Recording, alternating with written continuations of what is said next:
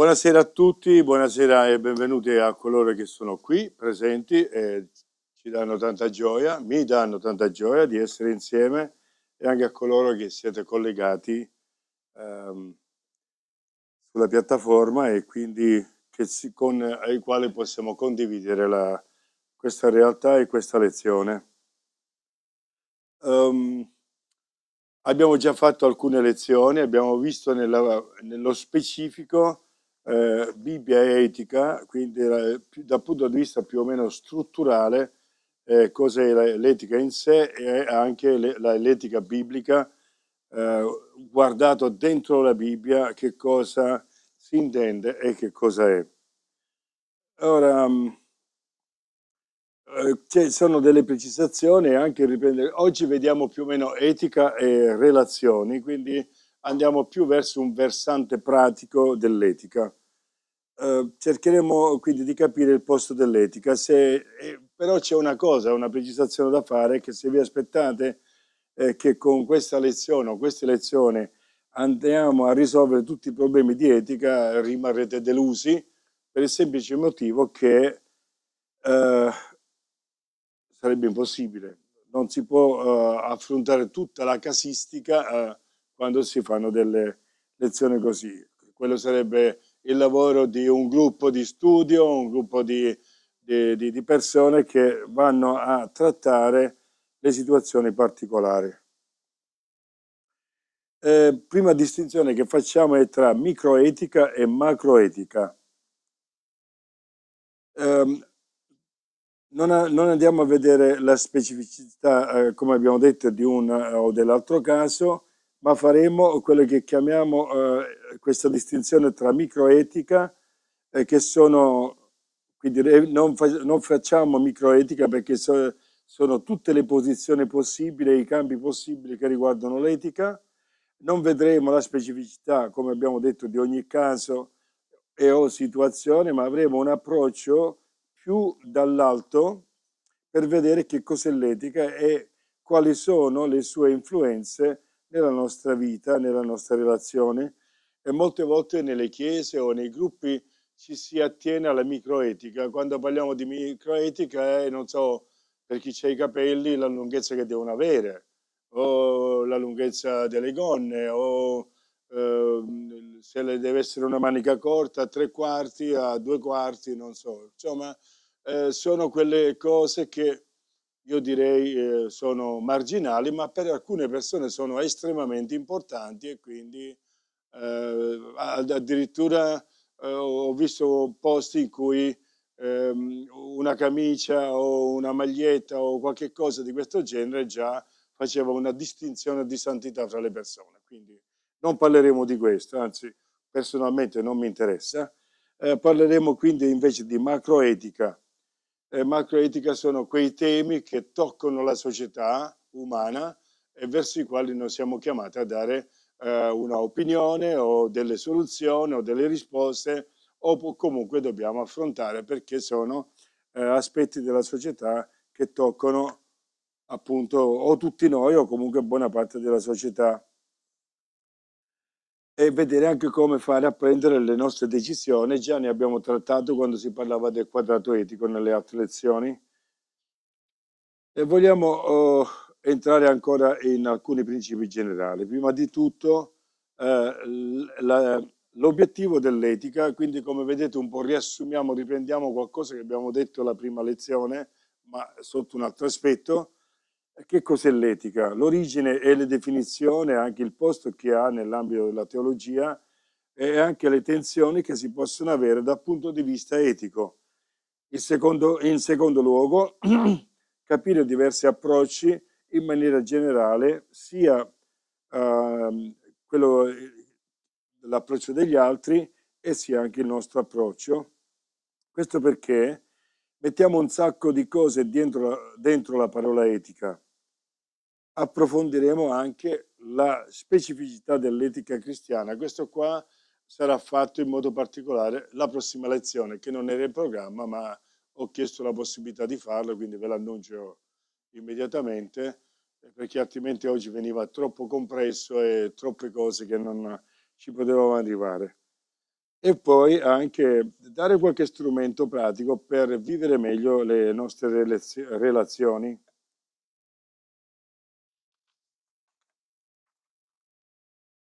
Quello che noi faremo è di tenere un filo rosso durante il nostro discorso ed è quello che sarà la questione del matrimonio. Ora, per chi ha fatto relazione d'aiuto con me negli altri anni, per esempio Silvano, ha già seguito questo corso, voi lo seguirete l'anno prossimo, ma questa è soltanto una parte. Perché abbiamo scelto, è stato scelto questo filo rosso, questa questione del matrimonio? Perché è un argomento molto sensibile nei nostri ambienti, parlo di chiese evangeliche, e che ritorna frequentemente. Per esempio, preparazione al matrimonio sì, no, come, chi, quando, e quindi anche in varie occasioni della Chiesa può ritornare, diciamo, alla ribalta. E poi spesso nelle nostre chiese, appena si parla di matrimonio, sorgono delle tensioni, potremmo dire anche quasi delle esplosioni, perché non siamo tutti d'accordo sul matrimonio o sulle varie cerimonie di matrimonio. Quindi alcune chiese accettano una cosa, altre no, e allora cosa bisogna fare? E poi bisogna dire che la società è veramente in continua evoluzione, quelli che abbiamo un po', siamo negli anta, abbiamo già abbastanza tempo per poter dire quando eravamo piccoli, quando eravamo ragazzi era così, oggi è in un'altra maniera. Tante volte il matrimonio o il tipo di cerimonia diventa anche una occasione eh, di, di- di divisione di chiese. Se vuoi possiamo andare col PowerPoint.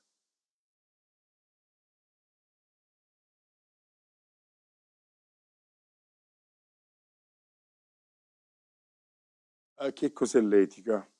La prima cosa che dobbiamo fare insieme, e non è la più facile perché all'inizio ci può sembrare troppo teorica, ma ha delle conseguenze molto concrete in quello che faremo. E quindi è dare una definizione più o meno approfondita e anche pratica, anche se non arriveremo a una vera e propria definizione, almeno sapere cosa ci mettiamo dietro questa parola. Una volta nelle chiese, ma nella società in generale, non si parlava molto di etica, al contrario si parlava molto di morale e ci si limitava a domande e a livello riguardo alla sessualità in modo particolare. Per esempio la questione della contraccezione, poi quando no, cos'erano i fidanzamenti, cosa si poteva fare, cosa non si poteva fare. Oggi la parola etica la ritroviamo in tutti i campi, cioè l'etica del lavoro, della sessualità, delle famiglie, dell'etica sociale, l'etica ambientale, l'etica dell'ecologia, l'etica sostenibile, insomma, oggi praticamente se voi andate nei documenti di ogni azienda, associazione, banca o istituzione pubblica, voi trovate che c'è la carta etica, che sono i principi etici a cui si ispira quella banca, quell'associazione che sia. Dovremmo avere anche una carta etica noi e non sarebbe male, perché è un argomento molto importante. Nella nostra epoca c'è stata un'evoluzione su cosa mettiamo dietro a questa parola. Io mi ricordo, almeno, che nella mia conoscenza delle chiese, e di chiese ne conosco, non ho mai sentito una sola volta parlare di morale. Figuriamoci di etica, è lo stesso vuoto. Vediamo adesso l'etimologia della parola. Etica viene dal greco ethos, parola che, come tante altre, ha conosciuto una certa evoluzione nel tempo. La definizione iniziale della civiltà greca indicava i dintorni abituali, cioè quello che accadeva intorno a sé, quello che accadeva intorno alla casa, quello che oggi potremmo dire quello che era abituale accadere nel proprio quartiere. e presto questa affermazione ha preso la connotazione di costumi e usanze. Anche nel Nuovo Testamento, visto che è stato scritto in greco, troviamo la parola etica, solo che non è tradotta come noi la pensiamo. Eccolo là. Abbiamo 12 volte la parola etica e praticamente troviamo scritto Luca 1,9 consuetudine, poi 2,42 l'usanza o il solito, secondo il modo di gli usi, il rito, i riti, le abitudini, il solito fare. Quindi dentro, per noi è come se la parola etica nella Bibbia non c'è, invece c'è, e 12 volte, quindi viene con una certa frequenza, ma in questo modo viene tradotto. Quindi è come se fosse sconosciuta questa parola, perché effettivamente non l'abbiamo mai letta in questo modo. Per esempio in Luca 1,9 c'è la nascita di Giovanni Battista e si parla di Zaccaria e Elisabetta, mentre Zaccaria esercitava il sacerdozio davanti a Dio nell'ordine del suo turno, secondo la consuetudine, sarebbe secondo l'etica del sacerdozio. In altre versioni si trova secondo la regola del sacerdozio, che sempre è secondo l'etica in vigore a quel tempo. C'è un ordine del suo turno e quindi questo ordine fa delle cose diverse da un altro ordine. Alcune, quindi le traduzioni abbiamo visto, questo ci mostra già una cosa, specificando la regola o la consuetudine in vigore a quel tempo, perché appunto nel versetto sta scritto secondo la regola di quel tempo, significa che non era stata necessariamente sempre, cioè questa parola non era stata necessariamente sempre interpretata in questo modo o capita in questo modo. Quindi la parola etica, che significa ciò che abbiamo l'abitudine di fare, perché l'etica riguarda il comportamento nella nostra famiglia e nella nostra chiesa, nella nostra società, non è qualcosa di fisso, è qualcosa di dinamico che dipende dal costume in uso all'epoca. Oggi per noi siamo normali come siamo vestiti oggi, ma vi garantisco che tanti anni fa non era così. Non potevo stare in camicia con la manica corta, dovevo avere una giacca come ce l'ha oggi Vito. Ecco, lui sarebbe stato il più santo di tutti noi. Beh, però non è tanto santo perché ha arrotolato le maniche, quindi è mezzo santo. Noi poi completamente, ecco. Per esempio, un altro testo che abbiamo, i testi in neretto, sto leggendo da Atti 15.1, è un capitolo interessante dal punto di vista etico perché ci parla della conferenza di Gerusalemme, che sarebbe la prima conferenza mondiale, se possiamo dire, della cristianità, che si tiene appunto a Gerusalemme. E là è scritto così, cioè si radunano e devono risolvere dei problemi. Alcuni venuti dalla Giudea insegnavano ai fratelli dicendo: se voi non siete circoncisi secondo il rito, kata etos, va bene, di Mosè, non potete essere salvati. Cioè, se non assumete questo comportamento, voi non potete essere salvati. Non era una questione di spiritualità. Quello che si metteva in avanti è un comportamento che ovviamente dimostra quello che in effetti è la propria spiritualità.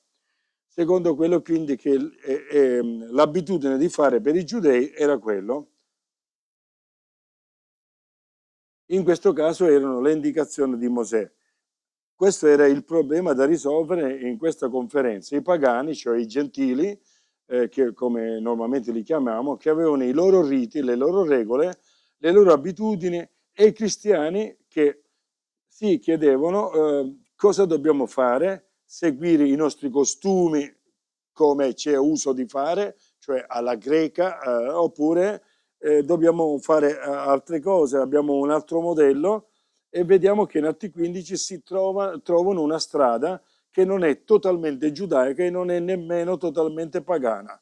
perché per i giudei significa lasciare andare alcune cose che per loro erano di dovere, e per i greci lasciare delle cose che anche per loro era l'abitudine di fare, e trovare una strada comune per camminare, in modo che anche se si viveva da una parte e dall'altra c'erano dei comportamenti più o meno comuni a tutti e due i gruppi di cristianesimo, di cristiani, in modo da formare una chiesa.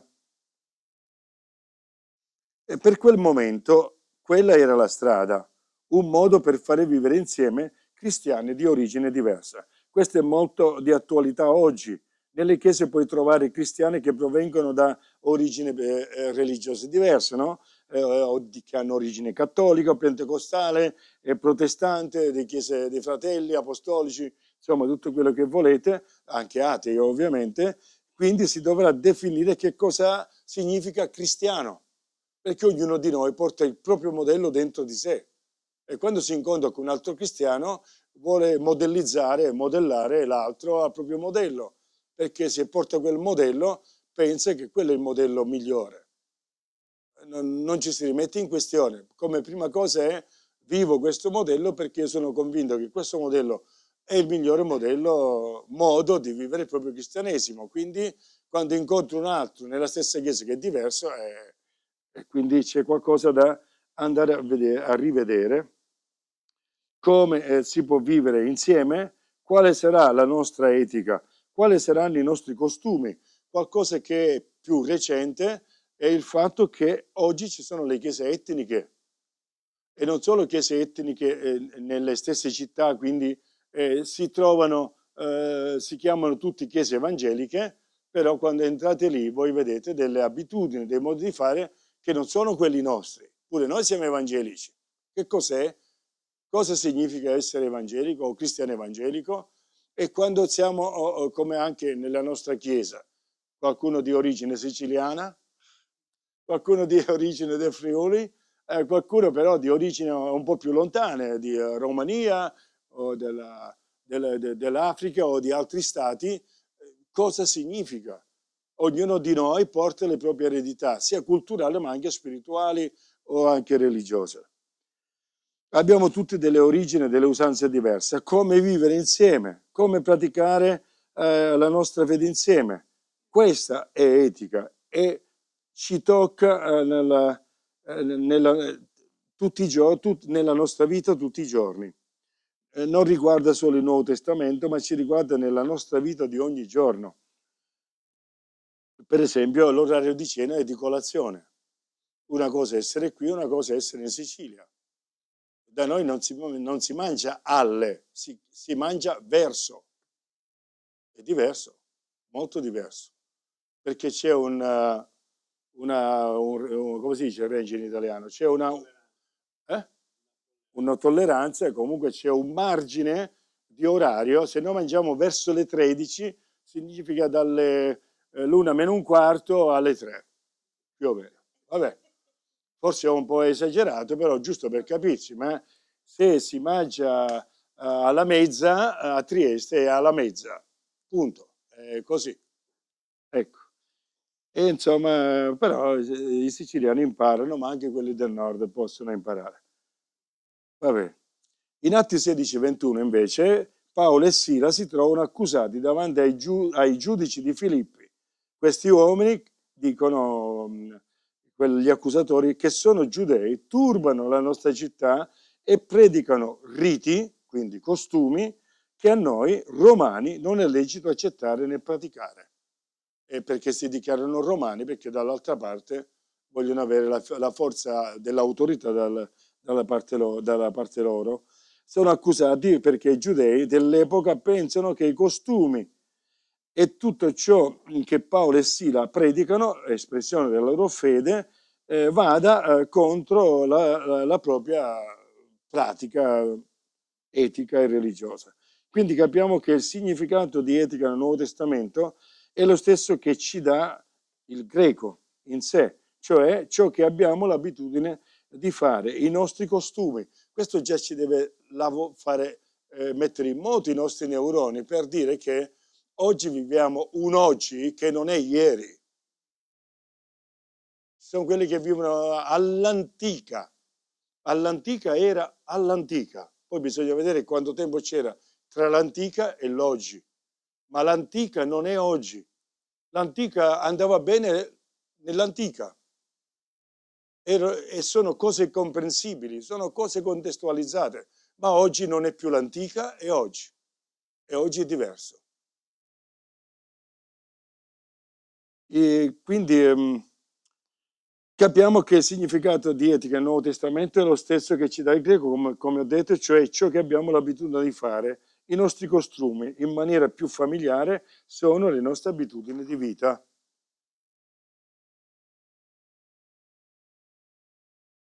Sì, adesso vediamo, quando pronunciamo la parola etica ci fa subito pensare alla parola morale.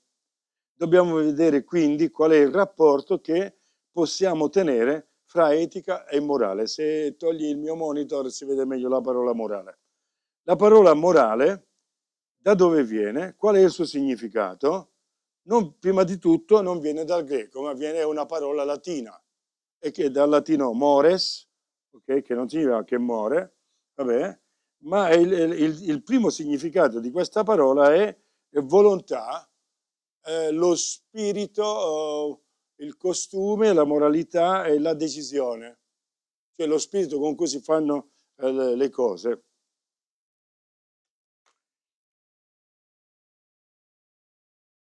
E si è subito anche evoluto in moralità o costume, due parole che vengono da due lingue diverse ma che in fin dei conti vogliono dire la stessa cosa. Ecco qua. Per questo ci permettiamo di mettere etica uguale morale. Oggi non si vuole parlare di morale, parliamo di etica. Alla fine, se vi ricordate, abbiamo fatto all'inizio, in introduzione, come è costituito un sistema etico e troviamo i valori. Di che cosa è costituita la morale? Dei valori. Ma adesso andiamo un pochettino a rifletterci di sopra. Quindi di queste due parole semplicemente l'origine proviene da due lingue diverse, ma hanno lo stesso significato. Oggi c'è ancora una tensione, c'è una lotta, un dibattito tra coloro che vogliono riunire, un po' come vedete in questa diapositiva, le due parole, etica e morale, dicendo parliamo della stessa cosa, e tra quelli che invece vogliono fare una differenza fra etica e morale. La domanda che sorge spontanea è: voi cosa ne pensate? Etica è uguale morale oppure etica è diverso dalla morale? E noi come credenti, noi specificatamente, noi come credenti cosa dobbiamo, da che parte dobbiamo andare? Verso l'idea che etica e morale sono la stessa cosa o le dobbiamo dividere? Come siamo combinati noi? Perché noi siamo sempre quelli che tante volte siamo il terzo polo e tante volte se non ce lo creiamo, quindi in qualche modo eh, mi fermo perché mi era venuto un aneddoto, lo lasciamo stare, andiamo avanti che se no perdiamo troppo tempo. Vediamo, cerchiamo di andare avanti.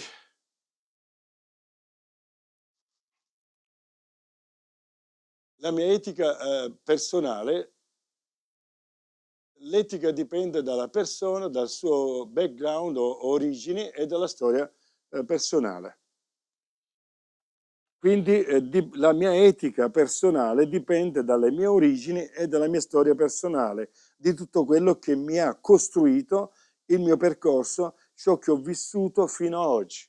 E abbiamo detto tante volte, quando avevi 3, 5, 8, 10 anni, dove già c'è una costruzione psicologica e una struttura della mentalità, e esiste già prima di nascere, ma non vogliamo essere proprio esagerati, ma c'è già prima, il bambino, la bambina non può dire niente, si costruisce perché quello gli viene detto, quello è l'insegnamento, quello gli viene, cioè in quel modo viene istruito, vogliamo dirlo, oppure quello gli viene imposto, gli viene inculcato. Una volta c'era molto famosa questa parola ed era molto, diciamo, piaceva molto a certi genitori l'inculcare. Vi dico subito che il versetto dove c'è scritto questa parola inculcare significa insegnare, che è una cosa diversa. Perché a me inculcare mi dà l'impressione di avere uno scalpello e un martello che batte di sopra. Istruire, insegnare mi sembra un'altra cosa. Vabbè, quindi... Ma l'ebraico dice insegnare, istruire. Quindi la mia etica e ciò che ho l'abitudine di fare dipenderà dalla cultura dove sono cresciuto, Trieste, Vittoria, Germania, Stati Uniti, vabbè, Friuli Venezia Giulia lo dobbiamo mettere, se no, perché i triestini sono triestini, non sono furlani, cioè, ok? Par condicio per tutti, eh? Quindi, con tutto il rispetto e con l'affetto per tutti, quindi il secondo dalla mia storia familiare, come è scritto là, cioè parliamo di famiglia biologica, dove sono cresciuto, ma poi anche c'è la famiglia spirituale. Per quelli che come me, in cambio di vivere un catechismo cattolico, che all'epoca mia era praticamente assente, per me vivere la scuola domenicale era un'altra storia, era personalizzato, era proprio mirato, era molto, come si può dire, fatto il meglio possibile perché questi bambini li vogliamo insegnare di Gesù. E anche l'educazione a scuola. Io ho avuto un maestro che era di destra, non diciamo di destra, abbastanza di destra, e quindi alla fine delle scuole elementari vi fa meraviglia che eravamo un 25 bambini che pensavamo di destra. Poi siamo andati, meno male, siamo andati alle scuole medie e siccome c'erano più professori e più professoresse, abbiamo capito che c'erano più possibilità di pensiero. Va bene, rimango neutro e asettico, va bene? Però so come eravamo influenzati e tutta la storia del risorgimento italiano ci è stata tutta raccontata con una lente, che ci indirizzava alla comprensione dei fatti. Quindi ogni etica dipende dalle origini, l'abbiamo detto, questi forgeranno la nostra etica e faranno sì che mi comporterò in un modo o in un altro. Accade anche nella stessa famiglia. Devo riconoscere che la mia etica e il mio costume e i miei riti dipendono appunto da questa storia personale. Non so se ce n'è una riga ancora. Ok. L'etica non si pone la domanda del cosa, cioè della decisione finale, ma di ciò che ha determinato la mia decisione finale, cioè il perché, quali sono le ragioni che mi permettono di decidere, cioè di raggiungere l'obiettivo. Questo l'abbiamo un po' visto diverse volte quando si è parlato dell'etico, del quadrato etico per una etica di responsabilità. Se noi prendiamo l'esempio di Atti 15, le chiese finora avevano funzionato nel loro modo, che era il modo giudaico, e adesso devono decidere come vivere insieme con questi altri cristiani. Quale sarà la decisione da prendere? Quando si riflette nell'etica, non siamo lì per il cosa, ok? Per vedere per analizzare, stare lì a analizzare la fondatezza delle diverse decisioni, ma quello che è importante è il perché, quali sono gli obiettivi che si vogliono raggiungere, perché abbiamo fatto questo o quest'altra scelta e non cosa ci ha guidato nel prendere quella decisione. Le motivazioni è vero che sono importanti, ma noi siccome ci muoviamo e raggiungiamo degli obiettivi, dobbiamo sapere dove ci portano questi motivi, queste ragioni, per poter avere degli obiettivi che sono eticamente buoni. Per Atti 15 le due chiese di origine diversa che cercano di vivere insieme. Ecco perché ci siamo ritrovati insieme. Quindi nell'etica non si guarda la scelta finale, ma si va ad analizzare il perché, cioè qual è il senso di quello che facciamo. Questo dobbiamo veramente metterlo bene in testa, perché tutte le persone hanno una esigenza individuale ed è la ricerca di senso. Ognuno di noi è alla ricerca di senso. Qualsiasi persona è alla ricerca di senso, senso della vita e senso come direzione. Tutti i ragazzi stanno cercando il senso di vita, il senso della loro vita. Ma anche noi, qual è il senso della nostra vita? Perché siamo qui? Cosa mostra l'essere qui? Quale senso di vita mostra l'essere qui? Quindi quale senso ha quello che facciamo? Una cosa importante da sottolineare sempre e da ripetere sempre è che due azioni identiche, due atti che sono la stessa cosa, non hanno lo stesso significato in funzione del contesto nel quale si svolgono, che sia il luogo geografico o nel tempo. Secondo il tempo e il luogo in cui le due azioni sono prodotte, si avrà un senso delle cose diverso.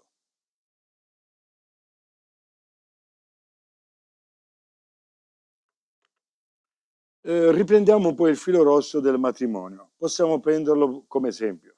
Quando parliamo di matrimonio, di che cosa stiamo parlando? Ci sono molte discussioni sul matrimonio nella nostra società e anche nelle chiese. Di quale tipo di alleanza stiamo parlando?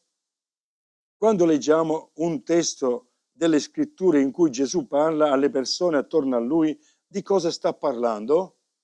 E spesso facciamo una lettura del tipo XXI secolo del testo biblico e anche le nostre parole e il linguaggio traducono questa proiezione. Cioè proiettiamo sul testo biblico alla modalità di oggi quello che noi vogliamo leggere quando questo è stato scritto 21 secoli fa e che le cose 21 secoli fa avevano un significato diverso da oggi. Vi ricordate quando abbiamo parlato, per alcuni che abbiamo fatto la relazione d'aiuto, qual è il modello biblico di matrimonio? Ci sono due, c'è una coppia che possiamo prendere come modello. Chi? Abramo e Sara? C'erano un po' di problemi. Chi? Cristo e la Chiesa? Cristo è spirituale, la Chiesa è fisica. Chi? Apollo, come si chiamava? Priscilla e Aquila? 6 menzioni, più o meno una decina di versetti, questo è tutto quello che sappiamo. Sappiamo che erano bravi con le scritture, sicuramente sì, ma altro? Come vivevano la loro coppia, la loro vita quotidiana? Chi andava a fare la spesa? Si andavano a cavallo col carretto, con la biga?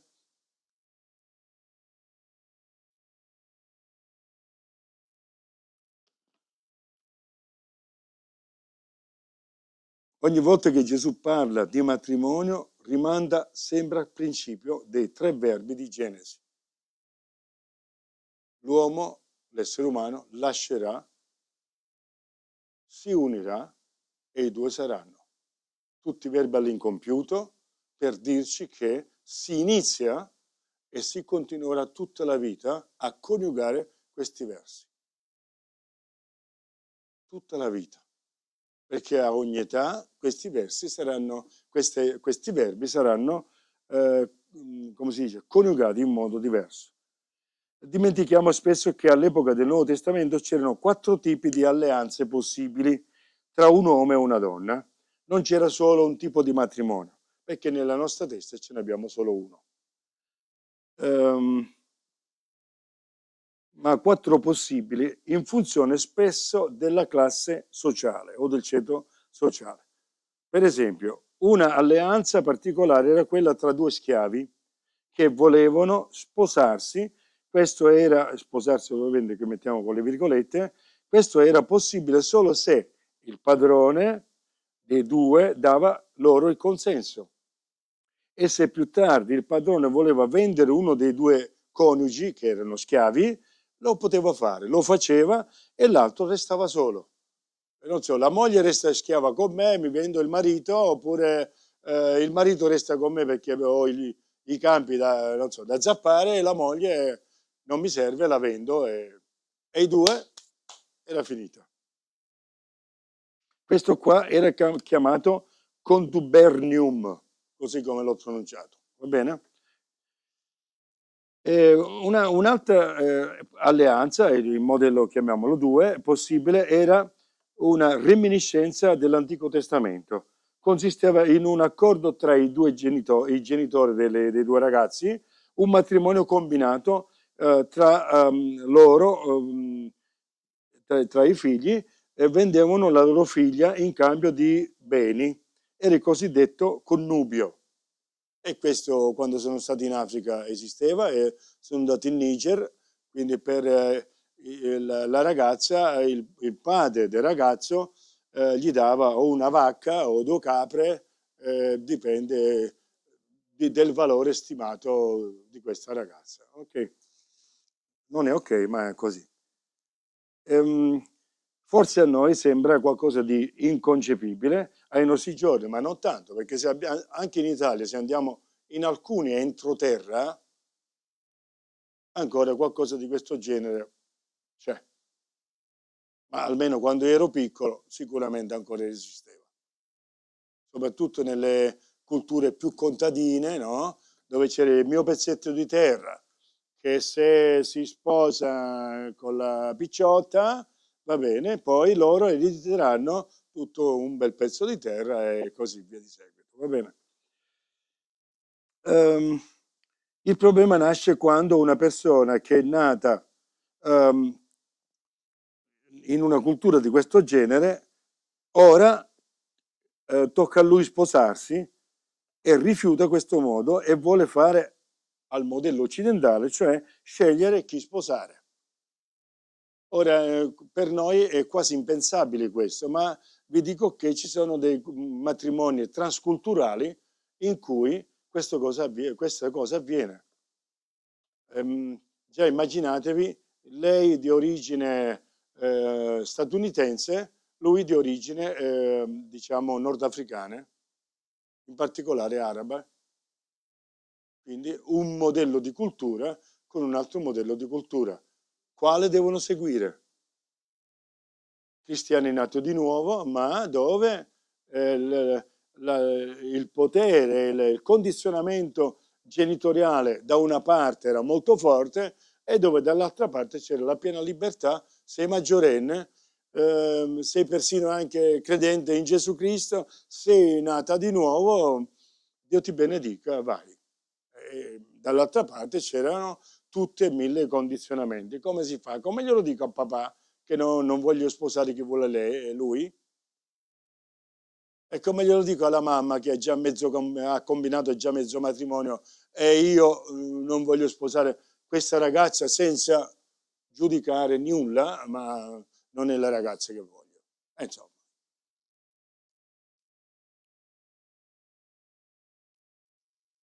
Ci sono quindi tanti problemi. Terzo modo di alleanza possibile nel Nuovo Testamento, all'epoca era quella che era più diffusa di tutte, era l'usus, e cioè quando un uomo e una donna decidevano di andare a vivere insieme.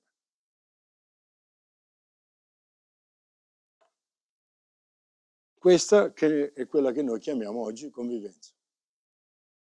E informandomi nella storia, c'era che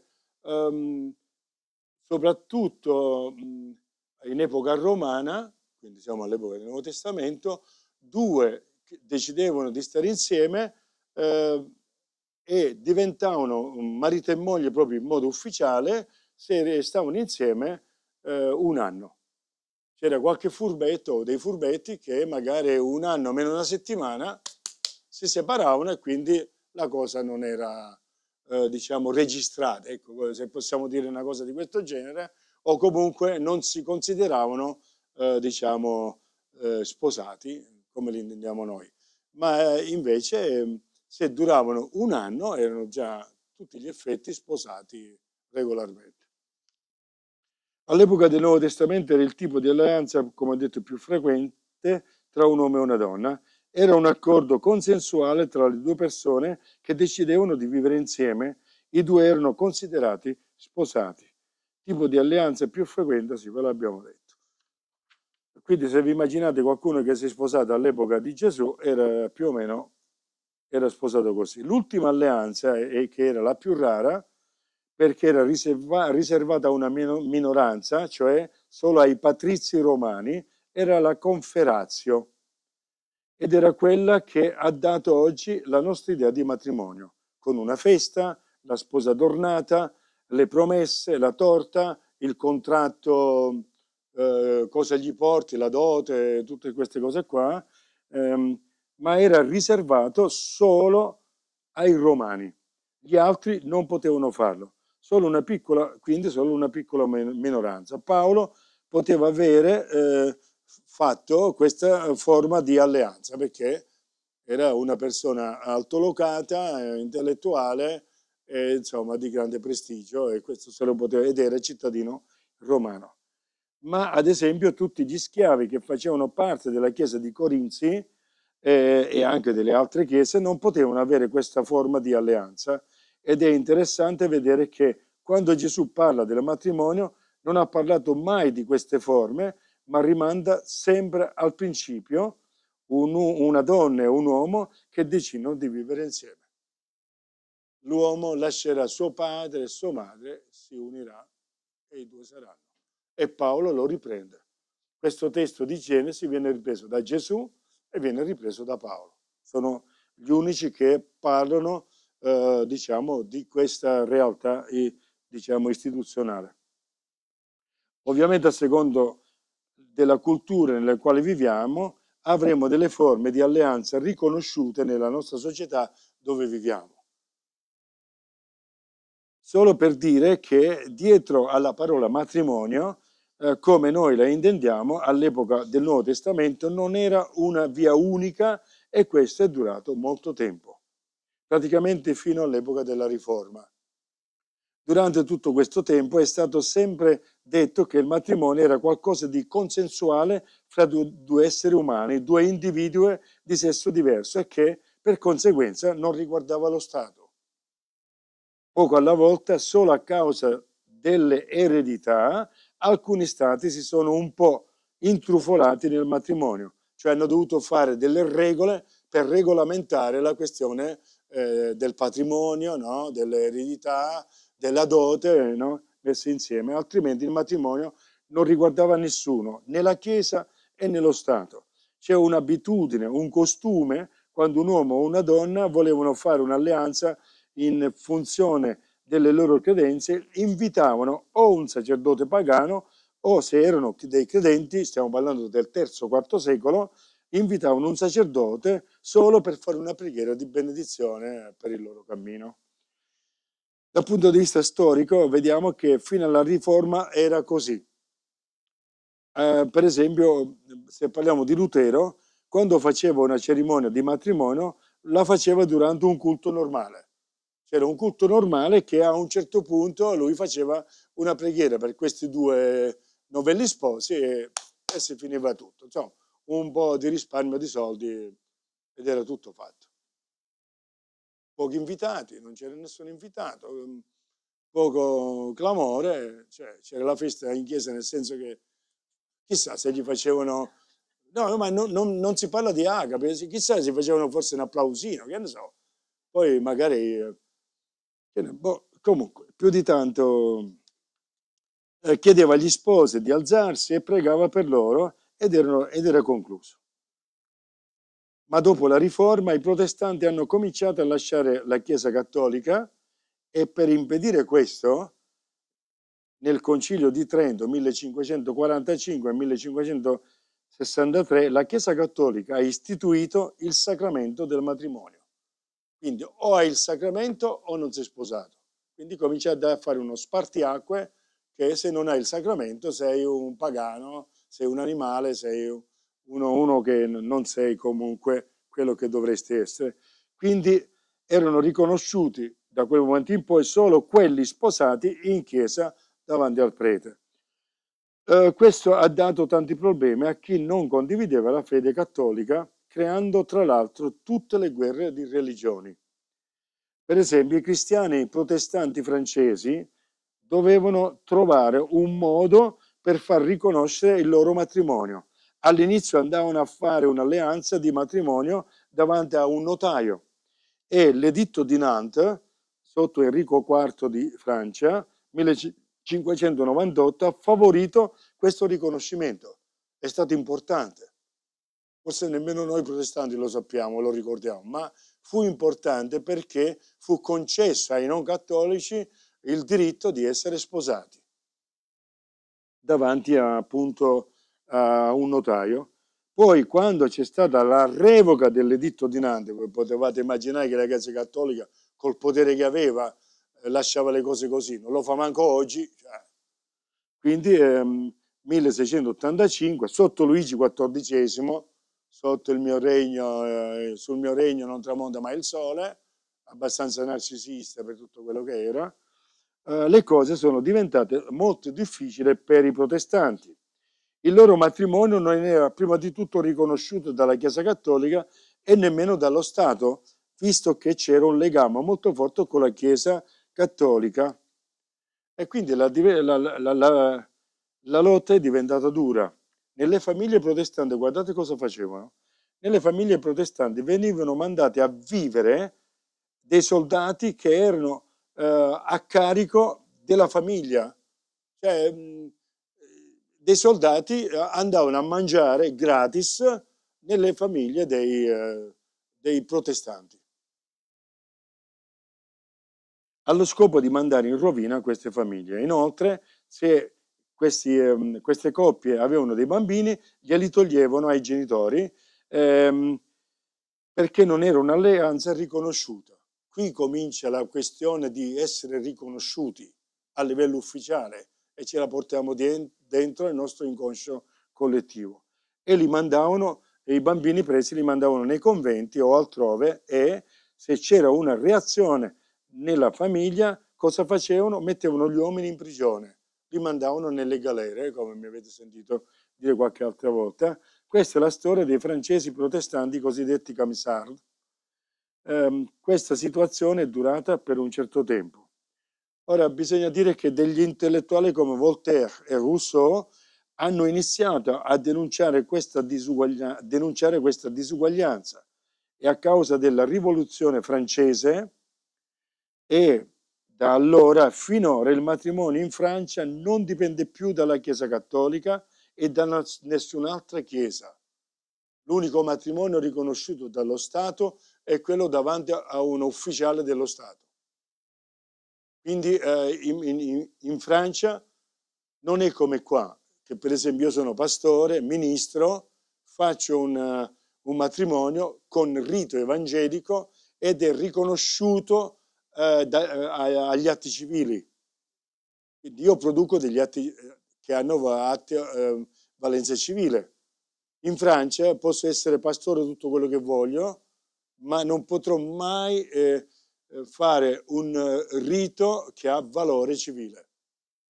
Quindi tutti i francesi, cattolici, evangelici, protestanti, atei, se devono sposarsi si sposano al comune. Dopodiché se ne possono andare dove vogliono a farsi benedire come vogliono. Va bene? Sembrava quasi una battuta, ma insomma era così.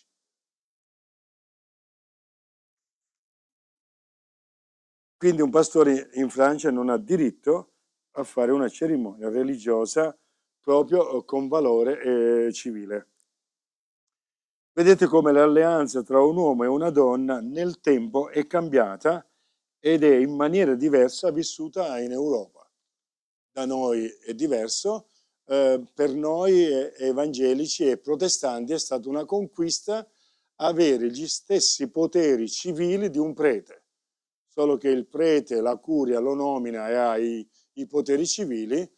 Per il ministro di culto protestante e l'istituzione protestante che nomina, per gli altri evangelici è tutto in arrampicata e in salita, perché hanno fatto in modo che le cose fossero veramente difficili. Il Consiglio di Stato ha messo delle regole che sono anche anticostituzionali, che si aggiungono a quello che era la possibilità di avere, se questa Chiesa vuole un ministro di culto, per la legge cioè del 1929, l'epoca in cui c'era il re in Italia, per l'epoca dei patti lateranensi, questa Chiesa può avere un ministro di culto, ma nel corso dei secoli hanno reso più difficili le cose, finché adesso, per esempio, di recente, se una Chiesa non ha 500 membri non può chiedere, a meno che la prefettura non abbia un occhio particolare o ha la discrezione di dire, beh, anche se sono 350, ci può stare che hanno un ministro di culto. Però c'è uno sbarramento preciso e quindi magari avete una chiesa cattolica che ha 10 persone alla messa e il prete e tutti i preti sono ministri di culto, una chiesa che ha 100-200 persone e invece non può avere un ministro di culto. Io rappresento una rarità, pazienza. Vabbè, allora ci fermiamo qua e riprendiamo alle 9:10, va bene, o 9:05? 9:05? Vabbè, 9:05, dai.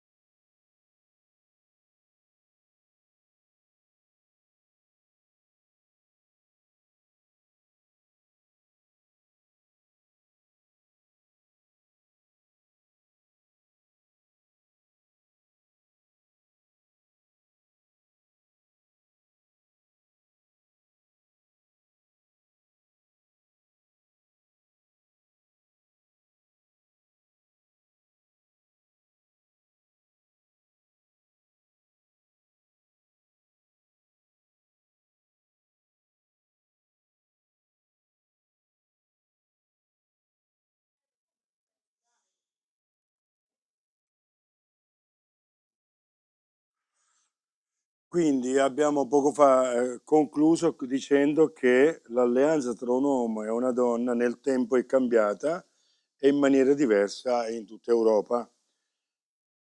Prendiamo l'esempio dei Sinti, che sono dei nomadi. L'alleanza si faceva e si fa ancora così. L'uomo doveva rapire la donna e sparire per 2 giorni e quando tornavano erano riconosciuti come spose. Questo è il modello Fuitina. Da noi si chiama così. Si fa la fuitina e quindi ci sono le varie sceneggiate, le varie disperazioni, i vari lutti, insomma, ma alla fine c'era un gran risparmio perché tornavano e eventualmente si faceva la sceneggiata che il papà non era contento, non lo sapeva, tutte queste cose qua, ma alla fine avevano risparmiato un sacco di soldi. Ecco, la fuitina. Quello del Niger, l'ho già detto, sono usanze di tribù, di popoli che hanno. Tutto questo per dirvi che quando pronunciamo la parola matrimonio, ossia alleanza, di che cosa stiamo parlando e di quale epoca stiamo parlando e di quale luogo. Non possiamo mettere tutto dentro una parola e dire dappertutto è così. No, non è dappertutto uguale. Le nostre cerimonie di matrimonio dipendono dalle storie dei nostri paesi, dalla storia della nostra famiglia, delle nostre famiglie, dipendono anche dalle nostre origini. Qual è la nostra etica? La nostra tradizione? Qual è il senso di quello che facciamo?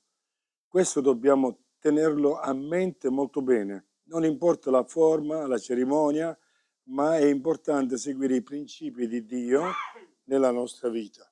Questo fa la differenza. Quale significato diamo alla cerimonia? Parliamo di un esempio di una ragazza che si è sposata, che si sposa nella Chiesa Cattolica di un piccolo villaggio, praticamente tutto il villaggio è invitato ed è a modo loro anche una grande testimonianza. Alcuni sono favorevoli a questi, altri sono contrari, perché il mio matrimonio deve essere una cosa fra pochi. Non vogliamo. Ci sono due musicisti che testimoniano la loro gioia come credenti e nel momento del canto i due sposi lasciano le due sedie e si mettono insieme ai musicisti a suonare. Va bene, si può fare, non si può fare, devono rimanere seduti, impalati lì, si possono muovere. Io mi ricordo di qualcuno nella mia chiesa d'origine che aveva tutto lo schedario a memoria. Si entra così, l'uomo sta a destra, la donna, non so se cioè, sto andando di fantasia, si parte col piede così, il mazzo di qua, l'anello di là, cioè, c'è tutta una geografia mondiale che veniva eseguita perché tante volte i ragazzini, dico ragazzini, i ragazzi, che è sta cosa? Va bene. Si può chiedere, per esempio, alla coppia come entrare in chiesa. Quando il matrimonio è già stato fatto al comune, per esempio, c'era un esempio di due insegnanti che stavano per muoversi e allora per muoversi in un modo, secondo loro, legale, si sono sposati ma non hanno potuto fare nessuna cerimonia in chiesa. E quando sono entrati in chiesa, lei è entrata accompagnata dal padre, lui con la madre, ma erano già sposati da 6 mesi. Cioè, è una finta, erano sposati, non erano sposati, però sono andati a vivere nella stessa casa da 6 mesi, però alla cerimonia si entra come se non erano sposati, come, insomma, vedete un po' come poi e la realtà è qual è il senso di quello che facciamo. Magari per queste persone era così. E il giorno, l'anniversario di matrimonio qual era? Quale giorno era? Quello che l'hanno fatto in chiesa o quello prima? Non ho dettagli, quindi non lo so. Però qual è il senso delle cose che facciamo? Vogliamo prendere un altro esempio, un po' più caldo, un po' più spinoso? negli ultimi anni siamo confrontati con la questione del tatuaggio e del piercing. Attualmente circa il 15% della popolazione in Italia è tatuata, cioè tatuata si intende anche se c'è proprio un puntino, eh? Attenzione ai puntini perché in Sicilia il puntino, i puntini, se erano tre, se erano cinque, avevano altri significati. Se erano nella mano, dicevo, "Ma perché mi guardi così?" Lo vedo un po' sconvolto. E io mi ricordo di un ragazzo che per cancellarli si è proprio bruciato la mano. Ha riscaldato un ferro perché ha detto non devono più significare quello che hanno significato. Ecco il senso di fare le cose. Quindi ha detto ho chiuso con la mia vecchia vita di malavita, questi puntini significavano qualcosa, chi me li vede legge un messaggio, non voglio più essere letto in quel modo. Ha preso qualcosa di caldo e si è bruciato in modo da cancellare i puntini blu. Forse con il laser li cancellavano lo stesso, però insomma sto parlando io di ben 30 anni fa, sì, forse un po' di più. Quindi parliamo dell'esempio del piercing. Se qualcuno oggi ci chiede cosa ne pensi del piercing, vi fa la domanda perché desidera sentire qualcosa che va contro ehm, la questione del piercing. Del piercing. È come se ti sta dicendo, per favore, parlami contro il piercing. Allora, vi faccio questa domanda. Qual è la prima persona con il piercing nella Bibbia?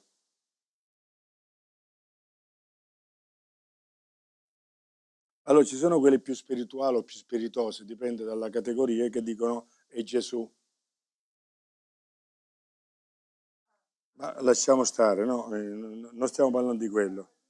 Boh, ve lo dico io, dai. Si chiama Rebecca. La prima persona con il piercing è Rebecca e il testo ce lo dice chiaramente. Stiamo parlando di Genesi 24-22. Il servo di Abramo va a prendere la moglie di Isacco, incontra Rebecca che fa bere i cammelli. Quando i cammelli ebbero finito di bere, l'uomo prese un anello d'oro del peso di mezzo siclo, cioè 6 grammi, e due braccialetti del peso di 10 sicli d'oro, 100 grammi. Insomma, oh, si vede che per i polsi di lei. Tutti pensiamo che le ha dato un anello e dei braccialetti, perché leggiamo con la nostra mentalità di oggi. Versetto 30, Labano, come ebbe veduto l'anello e i braccialetti al polso che erano quelli di sua sorella, ma qui abbiamo un problema perché è una traduzione italiana e non rende la parola utilizzata, la stessa parola però è utilizzata nel versetto 47, dove dice poi l'ho interrogata e le ho detto di chi sei figlia? Lei ha risposto, sono figlia di Betuel, il figlio di Milca, che Milca partorì a Naor. Allora io le ho messo l'anello al naso e i braccialetti ai polsi. Quindi in questo versetto è proprio specificato, gli ha messo l'anello qui. Perché all'epoca, come oggi, le donne avevano l'abitudine di portare dei gioielli ed era il loro costume e la loro etica. Oggi li portano alle orecchie, all'epoca era il loro costume di fare un buco tra le narici e di infilare un anello, era il loro costume, era il senso delle cose di quell'epoca. Potremmo dire, ah, ma questa è Genesi, poi Dio si è rivelato e le cose sono cambiate e questo era per le donne. Sì, ma nel profeta Ezechiele, quindi un po' più tardi, al capitolo 16, un passo molto bello che ci mostra la cura di Dio verso di noi, verso Israele. Il Signore racconta cosa ha fatto per Israele ai versetti 8 e 9. Io ti passai accanto, ti guardai ed ecco, il tuo tempo è raggiunto, il tempo degli amori. Io stesi su di te il lembo della mia veste e coprii la tua nudità. Ti feci un giuramento, entrai in un patto con te, dice il Signore Dio, e tu fosti mia. Ti lavai con acqua, ti ripulii dal sangue che avevi addosso e ti unsi con olio. Ti misi delle vesti ricamate e dei calzari di pelle di delfino, ti cinsi il capo di lino fino, ti ricoprì di seta. Insomma, il Signore ha gusti buoni, cioè veramente. Ti fornì di ornamenti, ti misi dei braccialetti ai polsi e una collana al collo, ti misi un anello al naso, dei pendenti agli orecchi e una magnifica corona in capo. Un anello al naso, dei pendenti agli orecchi. Negli anni 60-70 glieli facevano buttare. Se accettavi Gesù nella tua vita, niente orecchini, niente collane, però potevano portare il fermacravatta d'oro con 3 brillantini sopra, incastonati. Belle contraddizioni, eh? Io non me ne tengo nemmeno una, eh? Le ho vissute e le dico. Quindi non sto rivendicando il fatto che tutti adesso dobbiamo fare il piercing al naso e domenica il pastore vedrà tutti con il piercing nel naso. Non è questo il senso di quello che stiamo dicendo, ma quello che dobbiamo capire è qual è il significato di ciò che facciamo. Per questo insisto sempre, quando ho la parola, sulla responsabilità e sulla responsabilizzazione di tutti.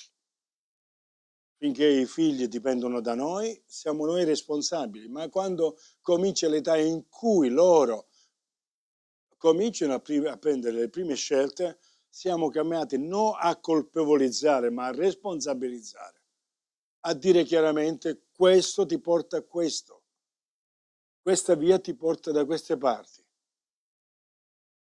Poi le scelte sono delle persone. All'epoca in cui loro vivevano e ora, nell'epoca in cui noi viviamo, qual è il senso di ciò che facciamo. Quindi lo stesso gesto può avere dei significati diversi a seconda del tempo e nel luogo. Questo è fondamentale per un mare di cose. Pensare al significato, pensare a cosa voglio esprimere con questo gesto. Non sempre è così evidente. Può essere occasione di interessanti discussioni, di riflessione tra genitori e figli e anche litigi. Siamo realisti.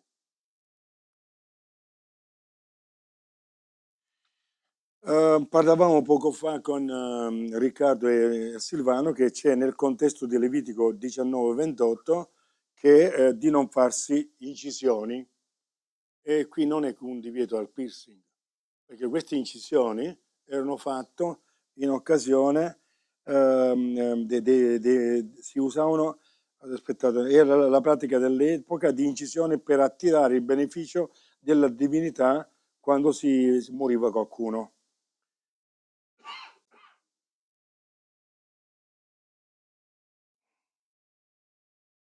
Quindi era un contesto anche dell'occultismo, pratica proibita di Dio. Non è il tatuaggio qui in questione, nel piercing in se stesso, non dobbiamo leggere le cose staccando i versetti dal contesto. Lo stesso vale per il tatuaggio. Qual è il senso per cui lo faccio?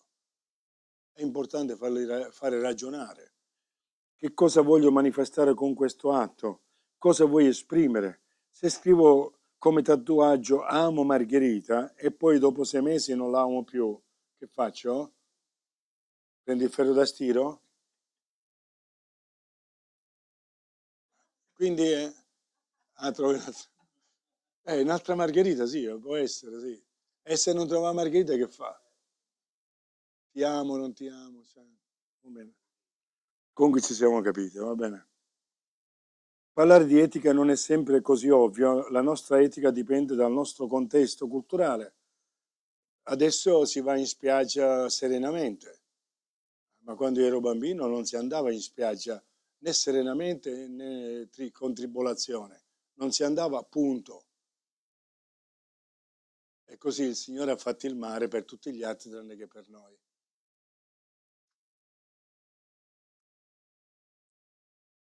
Oggi gli autori di saggi, apriamo un po' la...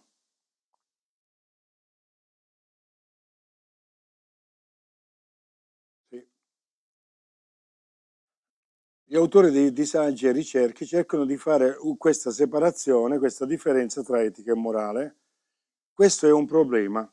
la base del problema è nella nostra mente e nel nostro cervello.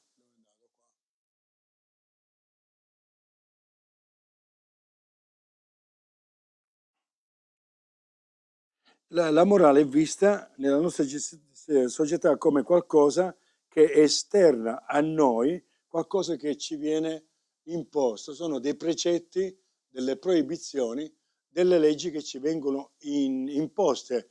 E per questo motivo, nell'epoca in cui il soggetto è messo in evidenza, c'è una reazione, un rigetto a tutto ciò che ci viene imposto dagli altri.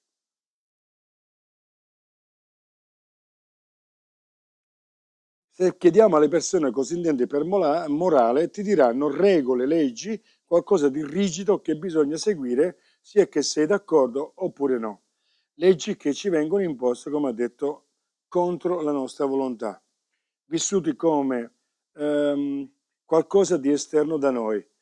Quindi parlare di morale non ci piace, preferiamo dire o parlare di educazione civica al posto di morale, perché educazione civica significa ti insegno, ti conduco, ti accompagno a una maniera civica di stare insieme, civile di stare insieme. Mentre l'etica è vista come qualcosa di positivo, ci sono degli elementi di apprezzamento perché l'etica permette delle scelte responsabili per cui possiamo fare questa sintesi. La morale è esterna all'essere umano ed è imposta dall'uomo, mentre l'etica è interiore alla persona e porta a delle scelte responsabili. Io direi speriamo, perché anche lì non è che è tutto scontato. Poi bisogna vedere che etica c'è, ma se vogliamo parlare in linea generale di persone che si sono impegnate ad avere un modello di vita apprezzabile, quindi questa è la differenza che si fa. Non tutti sono d'accordo che ci sia questa differenza tra morale e etica. E quindi la differenza tra etica e morale è artificiale allo scopo di, questo è l'importante di capire dalla nostra società, di liberarsi da tutto ciò che è imposto dalla nostra società. L'obiettivo è questo. Togliamoci tutto perché vivi e lascia vivere. Voglio vivere come scelgo di vivere. Ora, a seconda dei pensatori abbiamo diversi esempi di definizione. Per esempio, André Comte-Sponville dice morale è ciò che si fa per dovere, mentre l'etica è quello che si fa per amore. Paul Ricoeur dice morale è ciò che si fa per dovere ed è un imperativo, qualcosa che ci è imposto, mentre l'etica è quello che si fa per desiderio e dietro la parola desiderio c'è una motivazione con l'intenzione di fare il bene. Cioè da una parte ci può essere, dietro il desiderio ci può essere un bisogno mio che voglio soddisfare, quindi per il mio bene, oppure un bisogno altrui che voglio, che ho l'intenzione di fare il bene. Oggi l'umanità è divisa appunto in questi due gruppi. I primi quelli che vogliono togliere questa parte qui sono i più attivi, i più ferrati. Come cristiani possiamo farci questa domanda: se mantengo questa differenza che la società vuole fare, come concepisco l'etica cristiana? Come qualcosa di morale oppure come qualcosa di etico? Noi da che parte stiamo? Dove ci situiamo? E secondo me abbiamo l'uovo di Colombo.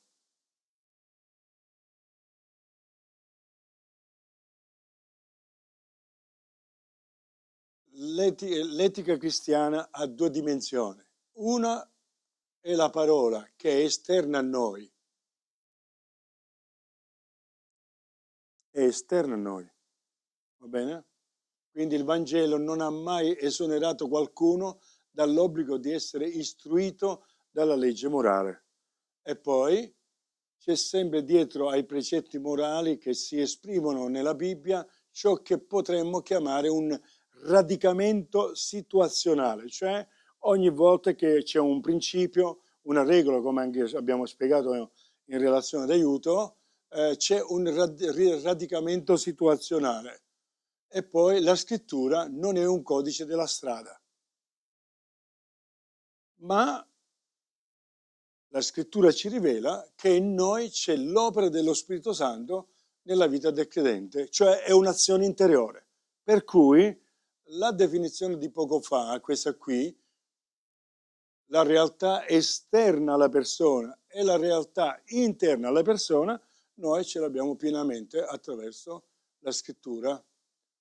In conclusione, l'etica cristiana è allo stesso tempo morale ed etica secondo la distinzione moderna. Quindi abbiamo sciolto un nodo. Poi vi va di chiamarla solo etica? Chiamatela come volete. Volete fare la distinzione? Fate quello che volete, ma la questione è che per il credente della Bibbia c'è questa armonizzazione di qualcosa che viene dall'esterno e che viene sostanziata e sostenuta dallo Spirito Santo come un'azione che viene dal di dentro.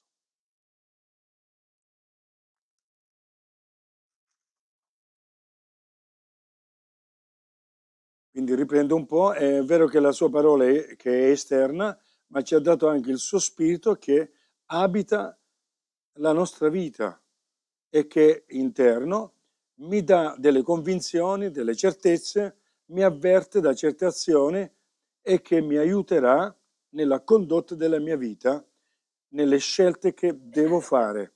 Questa azione interiore, quindi etica, come il mondo la considera.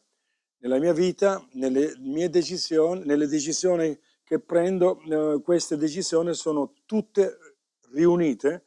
Non seguo la parola di Dio ciecamente e tengo anche conto di quello che lo Spirito di Dio mi dice nel mio profondo.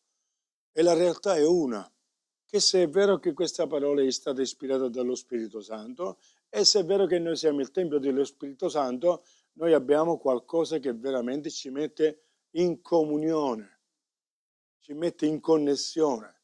Qui la parola ci sta bene. Lo Spirito Santo che è in noi ci connette con quello che che è la rivelazione di Dio attraverso lo Spirito Santo.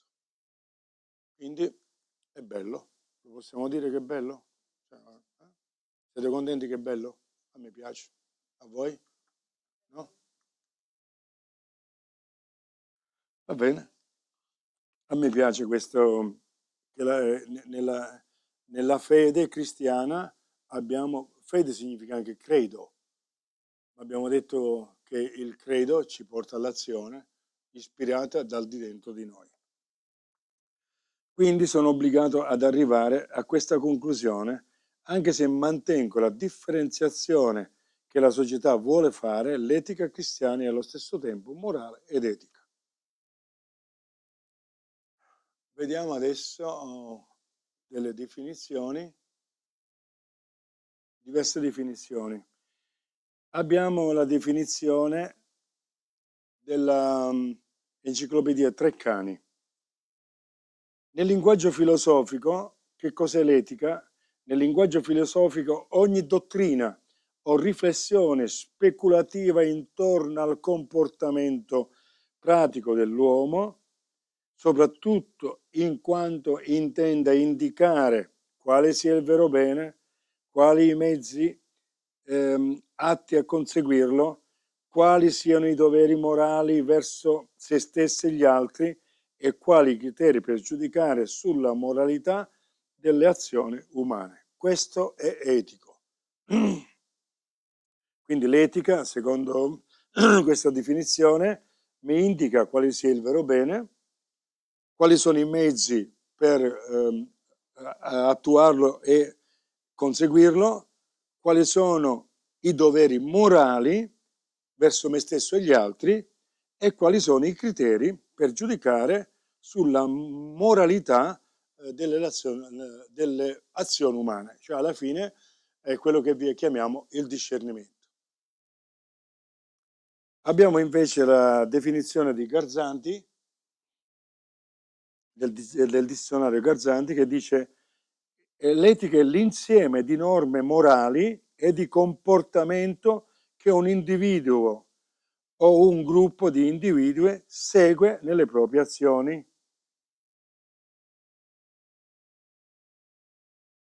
Quindi norme morali e comportamento che ogni persona o gruppo di individui segue nelle proprie azioni. In questo caso prende sia l'aspetto individuale che l'aspetto di gruppo.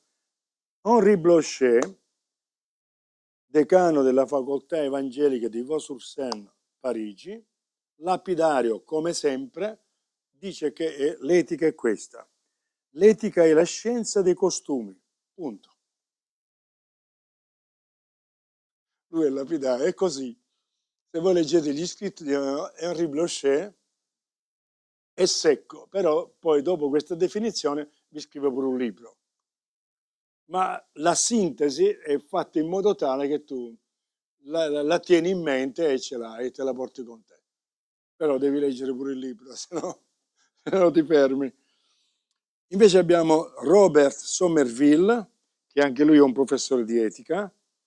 L'etica non può accontentarsi di dare delle regole morali, quindi non può rimanere soltanto una cosa, un insieme di insegnamenti, di dire come ci si deve comportare.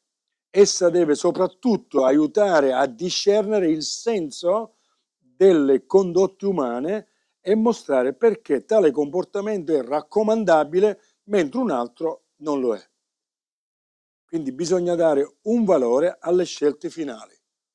Vi ricordate, noi non guardiamo il come, vediamo il perché raggiungiamo quello che vogliamo raggiungere.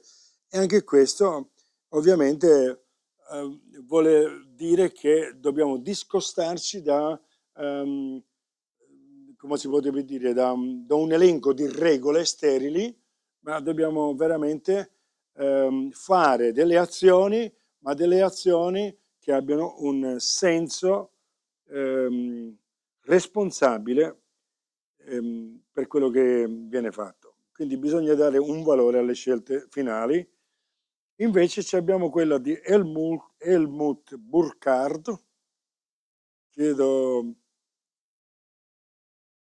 misericordia a chi conosce il tedesco, perché è una parola tedesca, è un teologo tedesco, anche lui professore di etica, e la definizione finale che possiamo prendere per noi si esprime così. Quindi anche lui ha scritto, ma per noi possiamo dire l'etica vuol dire riflettere sulla seguente domanda, che tra l'altro è presa dalla Bibbia. Come possono gli esseri umani condurre la loro vita in maniera retta e giusta? Anche questa è una definizione dinamica. Quindi le ultime due sono delle definizioni dinamiche.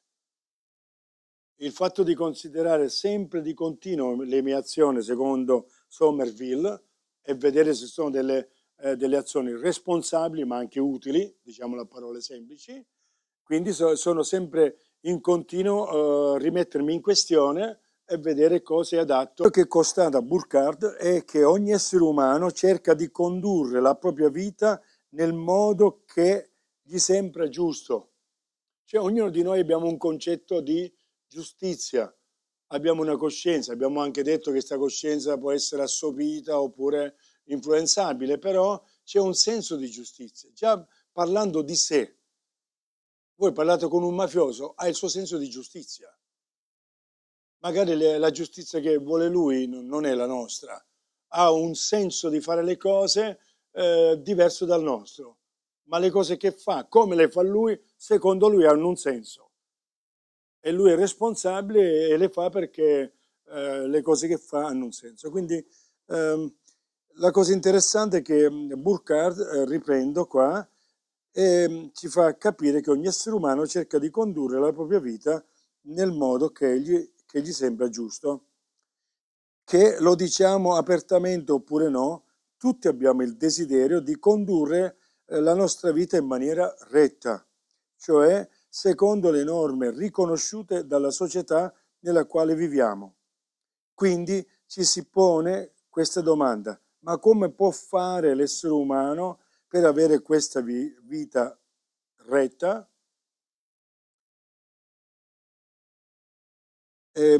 Ovviamente c'è da notare che questa definizione, che noi stiamo prendendo come definizione, invece è di essere un'affermazione e una domanda. Per questo è dinamica, perché ci reinterpellerà sempre e continuamente.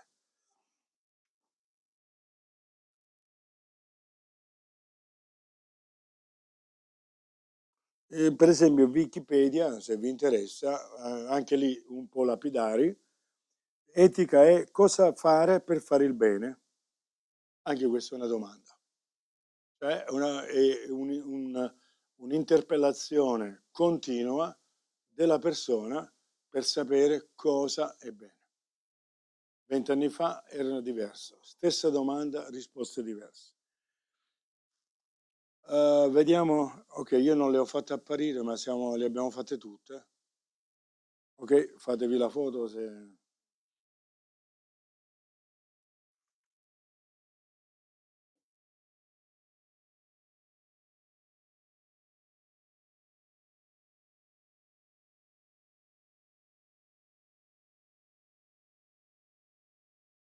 Ci siamo? Giovanni, mi dà l'autorizzazione di andare avanti? Posso? Perché parlare di etica? La sua ragione di essere? Perché ci sono perché è importante parlarne, ehm, siamo confrontati continuamente a questioni di etica, nella vita personale, nella vita nel nostro modo di vivere la spiritualità, la cristianità pratica fra di noi, ma anche come testimonianza, e anche la vita nella società. Qual è il posto nel discorso?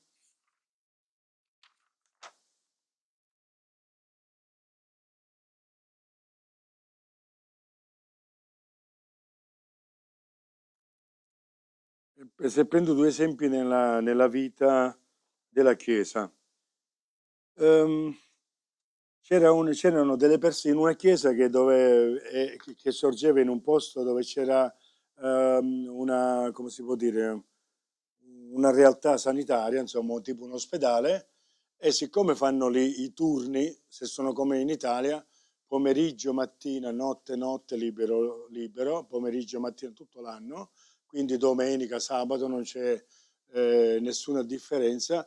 E io che avevo tre infermieri in chiesa, potete immaginare che se dovevo fare un incontro di chiesa, una riunione d'assemblea o anche un consiglio di chiesa, cioè ci dovevo pensare 3 mesi prima perché mi dovevano dare i turni e nel calendario avevo i turni di 3 persone e per vedere quale giorno coincideva per fare questo. Allora, in questo esempio, in questa chiesa di cui vi sto parlando, alcuni hanno detto facciamo anche il culto di sabato sera, così ci sentiamo un culto perché 2 domeniche al mese mancavano. Vabbè, è successo il finimondo. Alla fine hanno continuato a fare il culto di domenica. E mi ricordo un esempio nella chiesa dove ero io, tanti volevano il culto di mattina perché, perché dopo pranzo si poteva andare a mare e stare tutto il pomeriggio fino alla sera tardi. Dopo che si è fatto l'assemblea, si è fatta l'elezione e si sono fatti 3 culti di mattina per avere il pomeriggio libero, si è ritornato a farlo di pomeriggio.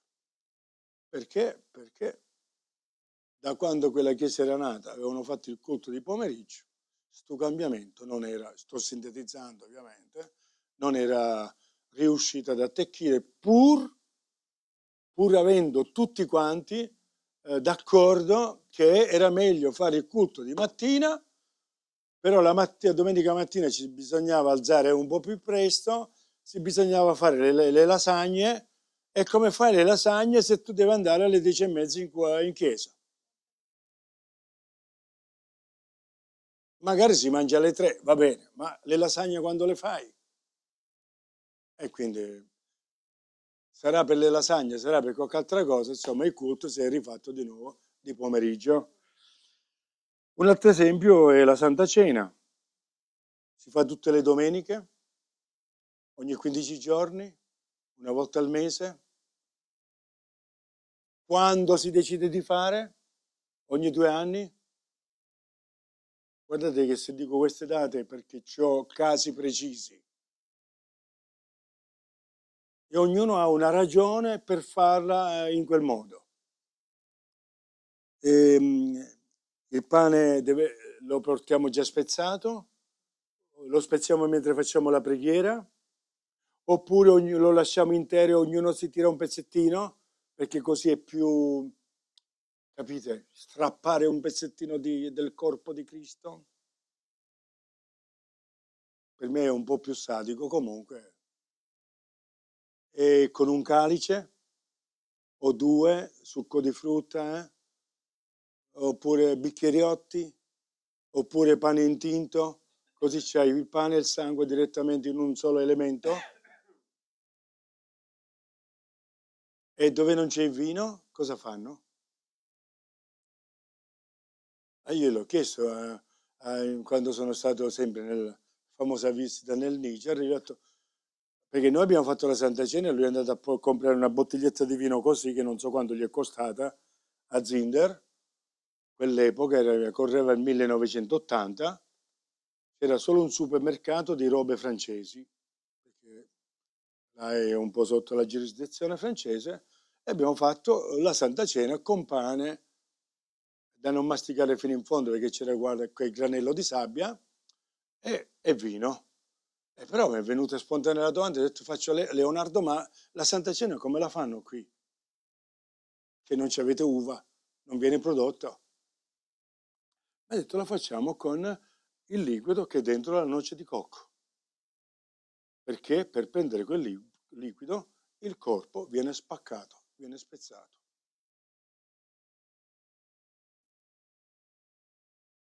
Amen. Cioè, che volete fare? O gli mandate l'uva lì e fanno il vino, e se non possono fare il vino faranno un'altra cosa. Anche questa è etica, anche questo significa flessibilità. Come posso condurre anche la mia fede in un modo coerente, anche se non ho l'uva per fare il vino.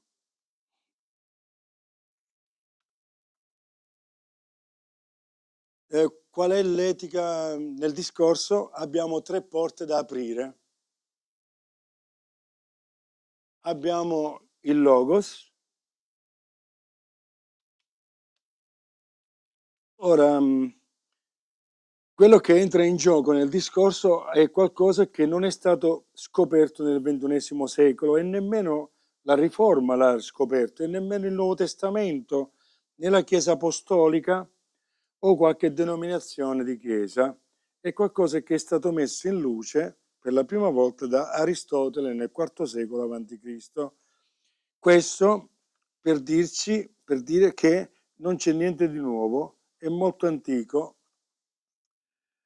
per essere capiti in quello che condividiamo, questo vale per tutti, con una persona o in ogni comunicazione con la famiglia e i figli, affinché quello che dico sia realmente capito, è necessario che il mio discorso attraversi 3 porte.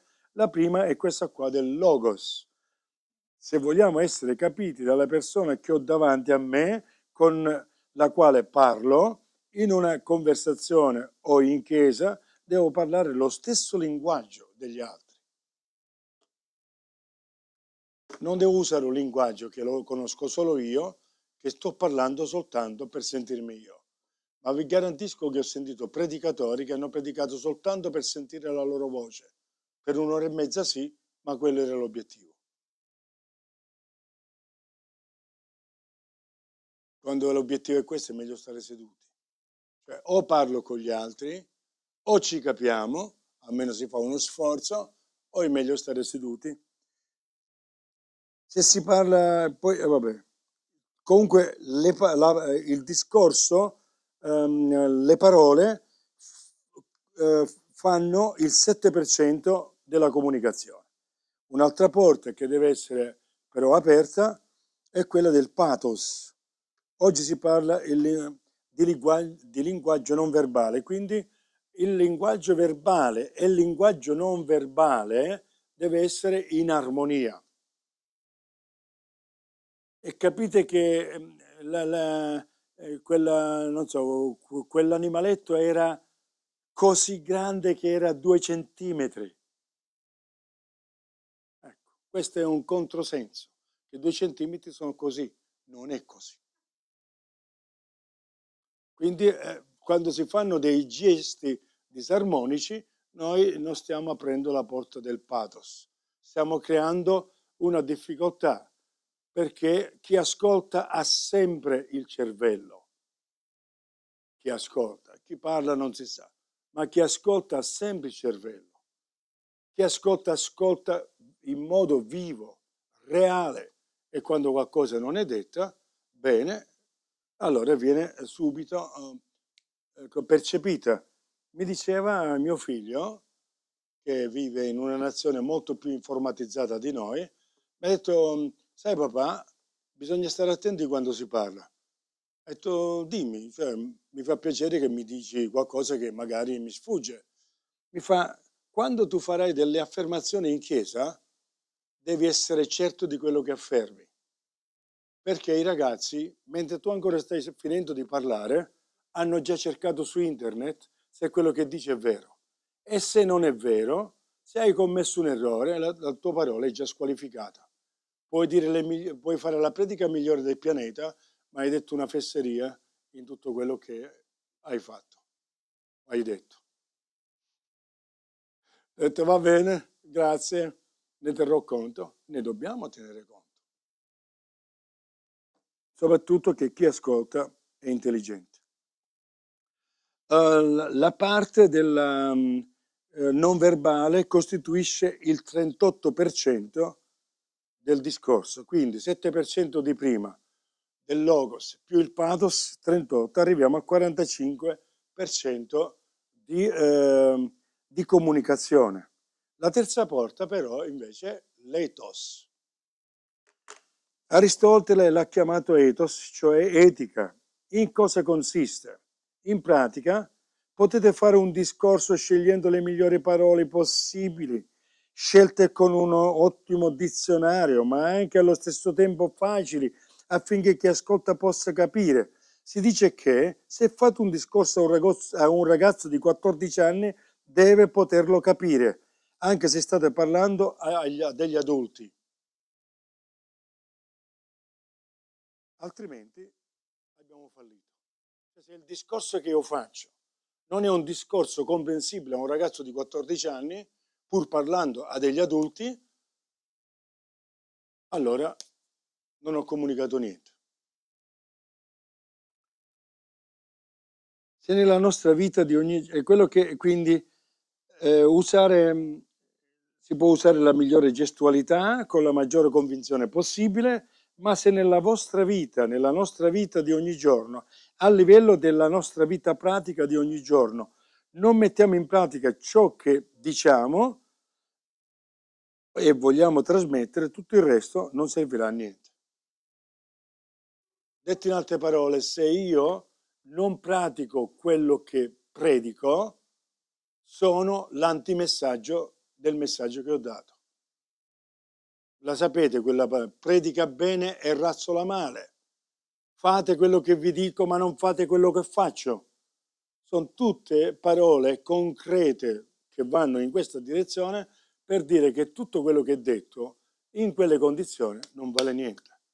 Fate quello che dico e non fate quello che faccio significa che la persona che ha detto ha smentito, contraddetto il messaggio.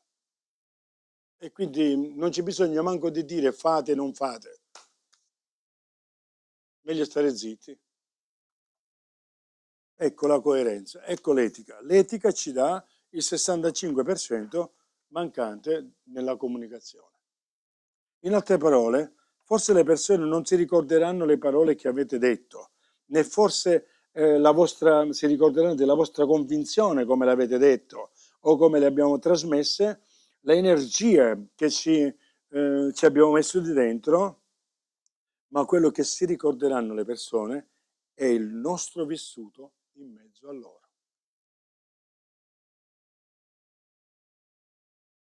non c'è bisogno di predicare, basta vivere quello che noi crediamo.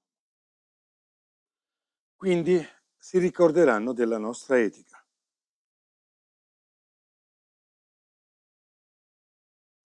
Una cosa che si può dire è che spesso le persone, prima che arrivano da voi, e se vengono per parlarti, si sono già informati di chi siete. E se prima di arrivare da voi si informano e non hanno delle buone notizie, non ci verranno nemmeno. O se ci verranno, verranno in un modo prevenuto. O se no, volevano forse dire 10 parole, ve ne daranno 2. O forse decideranno di nemmeno venire da voi a parlare.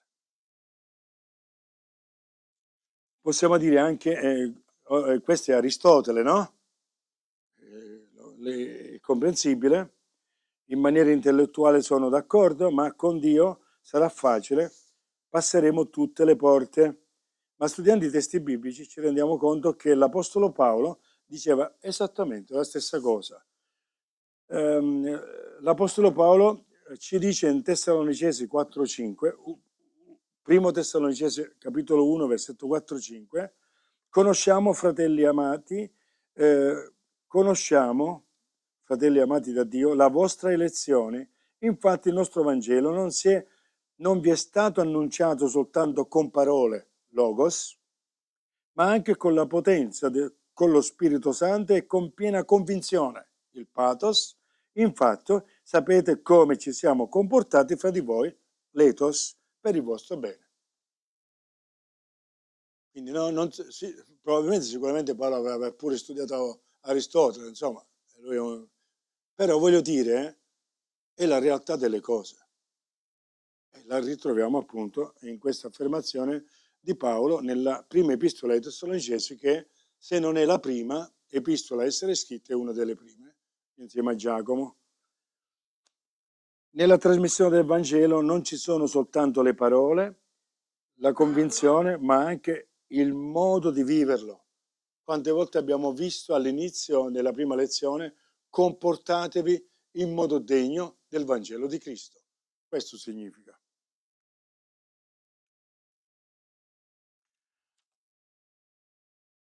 E quando parliamo di Dio, dove mettiamo l'etica? Vediamo a che punto siamo. Allora, l'etica e la teologia sistematica sono le due facce della stessa medaglia. Aspettate un attimo. Cosa c'è qua? Coerenza tra che deve fare? Sì, perché soprattutto negli studi di teologia, e in particolare nel secolo scorso, ma ancora oggi, quando si fa uno studio approfondito di studio biblico, alla fine si deve poter dire cosa ne faccio di tutte queste informazioni, come posso portare in modo pratico tutte queste conoscenze bibliche. Io di solito, prima di parlare della Trinità, dico alle persone, faccio questa domanda: cosa vi serve la Trinità quando andate a comprare le verdure? Va bene come domanda? Non senti? La domanda è che a cosa ci serve?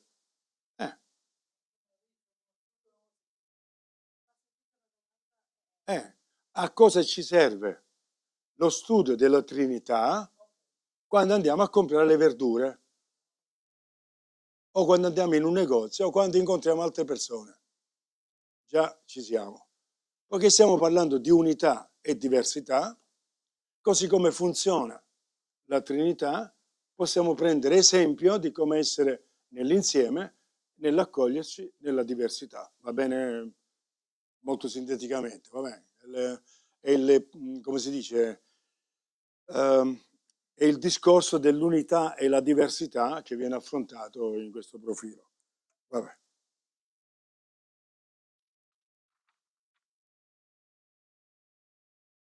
Sì, questo l'abbiamo detto. Per esempio, Karl Barth finiva ogni suo libro di dogmatica con un capitolo sull'etica.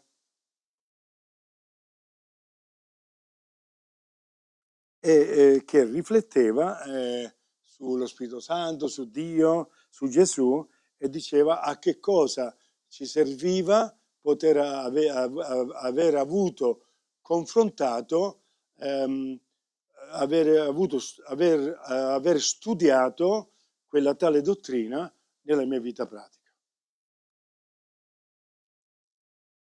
Ci deve essere una coerenza tra il credere e il fare. Come dice Giacomo, non siate soltanto uditori dimentichevoli, ma siate uditori e facitori della parola di Dio.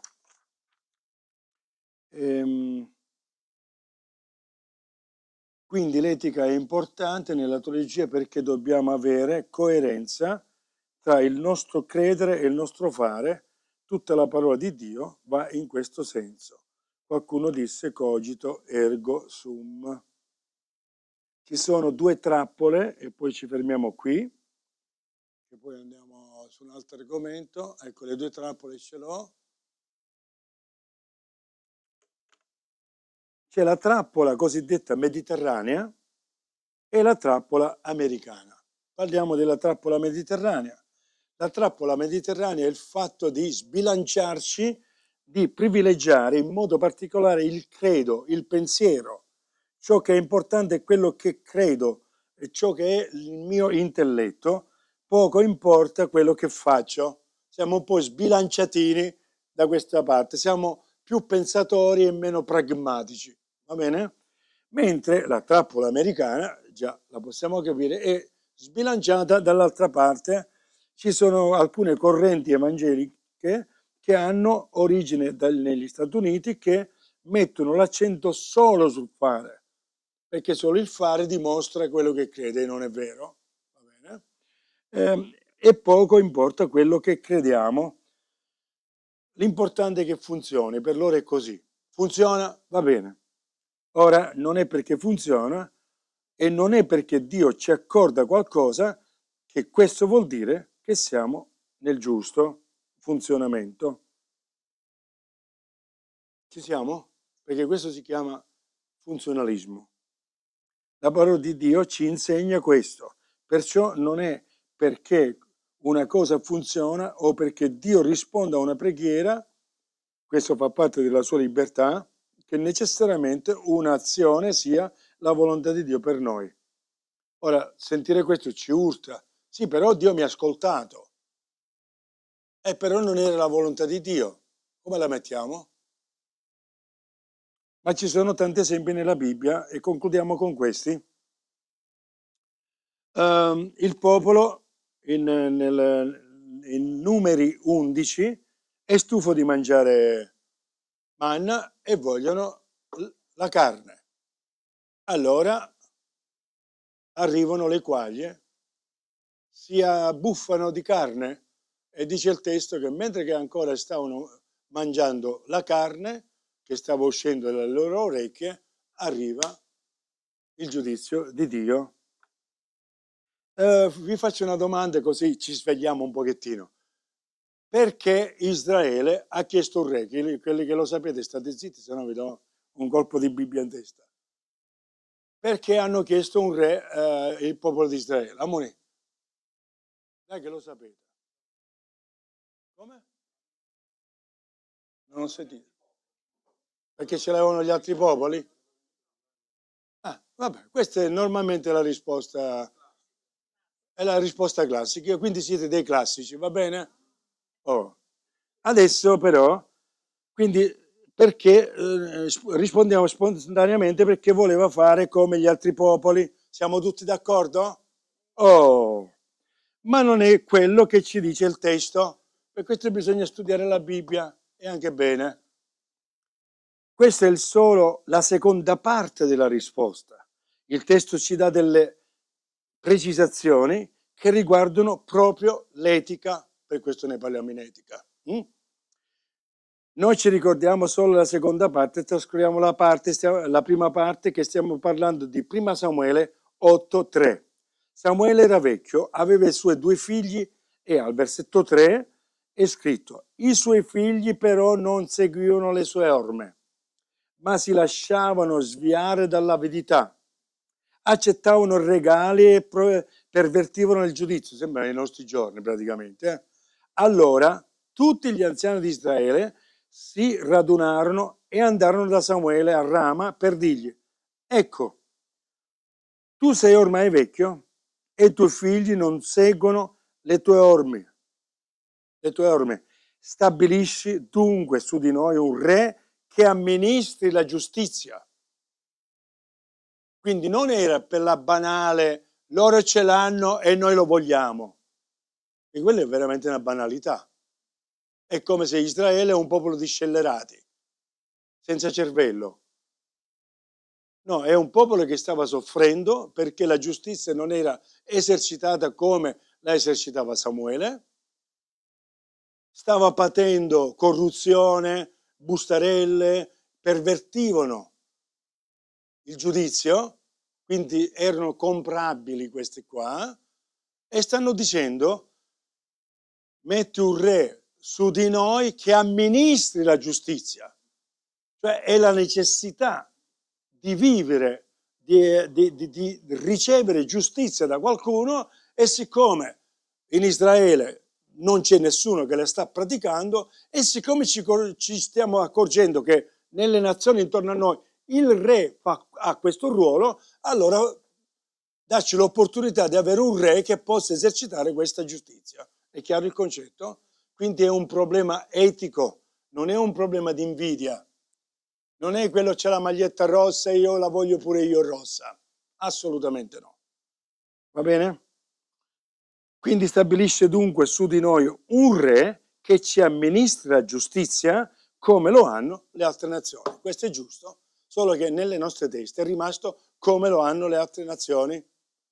Quindi un re come le hanno le altre nazioni. Se vedete bene, la questione di giustizia è sfuggita completamente. Dacci un re come le altre nazioni, ma che eserciti la giustizia.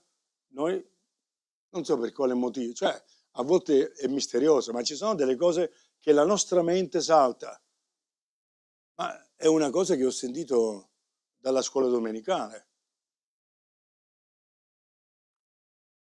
Quindi l'origine della richiesta del popolo di Israele era l'etica dei figli di Samuele, che non era giusta. Quindi è una richiesta sbagliata di Israele davanti a un problema di etica. Non era solo di copiare le altre nazioni, ma era una reazione a un cattivo comportamento, una cattiva etica dei figli di Samuele. E quindi siamo al centro del nostro argomento, l'etica. Quale poteva essere invece, vi faccio la domanda e quindi apriamo la discussione che poi ce ne andiamo, quale poteva essere l'atteggiamento buono da parte degli anziani? Perché il problema sappiamo che Dio non voleva mettere un re, è in questo che c'è l'errore, ma la necessità fanno questo. Quale poteva essere un atteggiamento buono degli anziani? Come? Ma si sono fidati di Dio, ma c'erano degli infami che stavano esercitando la giustizia. Come? Chiedere altri giudici? Sicuramente sì, che Dio li avrebbe guidati, ma molte cose passano attraverso di noi. È paradossale questo. Quante cose nella Bibbia e nella Chiesa sono passate attraverso delle persone che sono in posti sbagliati, che non dovevano esserci, però per l'incuria o per la presa di posizione o per la determinazione di alcuni non è stato fatto.